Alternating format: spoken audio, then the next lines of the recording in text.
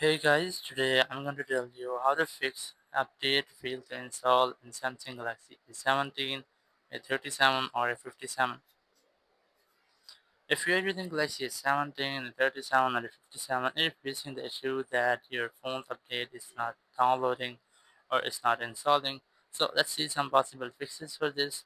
The very first thing, I recommend you how to make sure that you have a stable and a strongest network connection, because sometimes it might be that your phones is not connected to a stable, strongest network connection. Your internet fluctuate and your update might be corrupted, so you can get these type issues. You have to make sure that your network is correct, stable and strongest. Go to settings here, and now once you are in settings, just scroll down and go to general management, go to date and time. Make sure that these both options are enabled to set your date and time automatically. Then go back from here and go to device here, go to storage. You have to make sure that you have almost 15 to 20 GB free in your internal storage to download and install any update as well. If your update is more than 15 GB, so I recommend you have to free almost minimum 25 GB here. Then go back from here, and once I've done, your issue might have been fixed. You just have to go to software update and just check for updates. Your update will be downloaded or installed. But if you're still facing the same issue, so you can try something else. Like you can go to your software update section, click on these three dots, and here click on auto download, and you can select never from here. Once I've disabled the auto download, just go back, go to software information, and here I have to go to last update. You can see your last update here, last successful update. Once you have done, you have disabled your auto update or your auto download.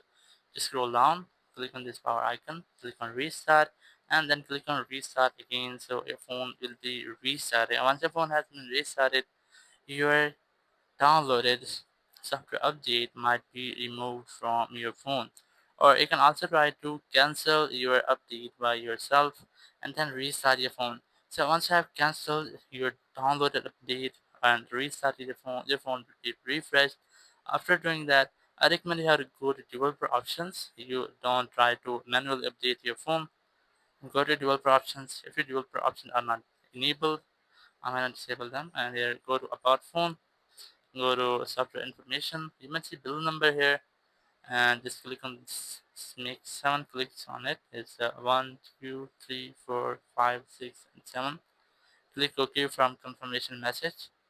Go back here. You might see your options. Click on it, scroll down, and you'll see auto update system.